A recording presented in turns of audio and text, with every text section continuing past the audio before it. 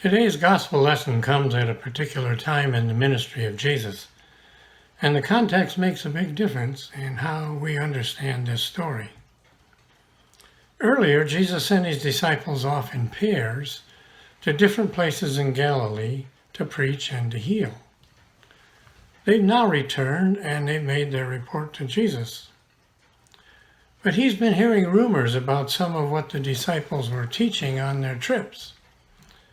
In a short time, he knows they will all be traveling up to Jerusalem, where critical events are likely to happen.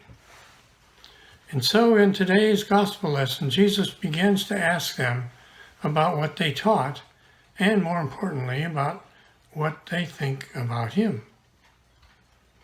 He starts by asking them, "Who do people say that I am?" They give a whole bunch of responses. John the Baptist, returned from the dead, Elijah, or one of the prophets. Jesus has stirred up a lot of interest, and people are wondering, who is this strange guy? So there are no lack of opinions. Then Jesus gets to the heart of his concern. Who do you say that I am? He's asking them, who did you say that I am to the people on your mission trips? He wants to know what they may have been saying about him when people have asked. Peter answers for them all. We told people that you are the Messiah. The word Messiah had a very special meaning at that time.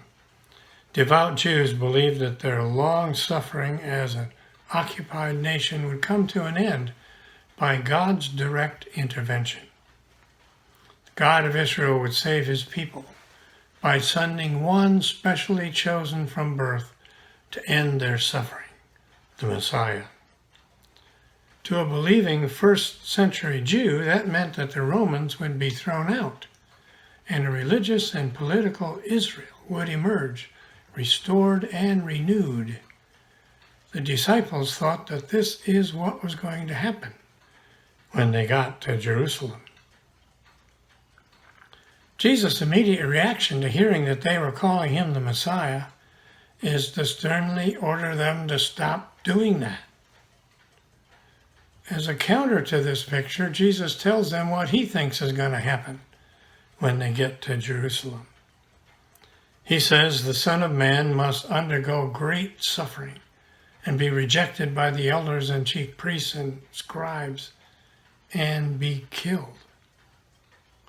Jesus tells a very different story about what will happen in Jerusalem, founded on his own personal suffering and death, suffering brought on by rejection, abuse, defection, and deadly force. The disciples are stunned.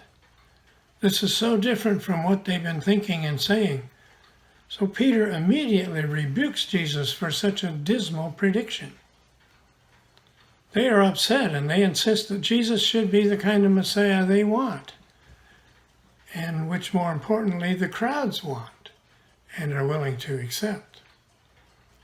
But Jesus just as vehemently rejects Peter's rebuke, saying that they have set their minds on what they and the people want rather than on God's purposes. Grim as his prediction is, Jesus has faith that God is in charge, and he trusts his future into the hands of God.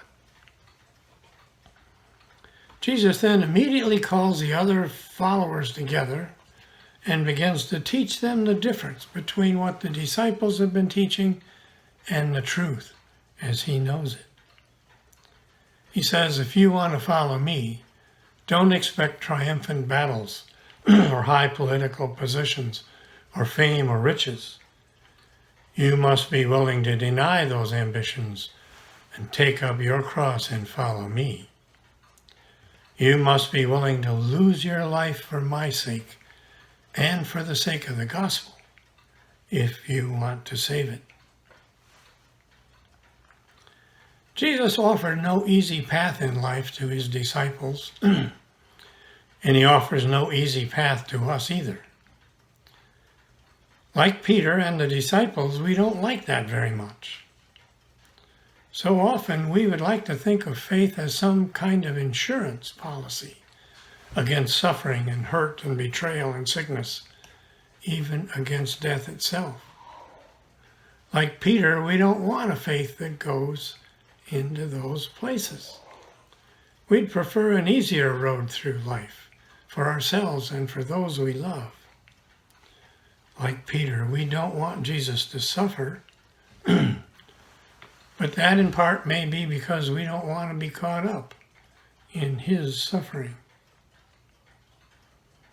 Jesus asks these same two questions of us. Who do people say that I am? And who do you say that I am?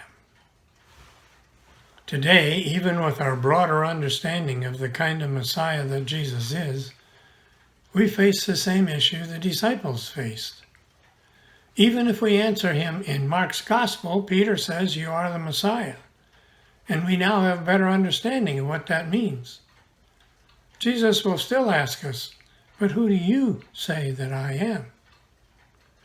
If we say, "The church for 2,000 years has proclaimed the truth, that you are the incarnate Lord of all creation, come into our presence as fully man and fully God," he is not deterred.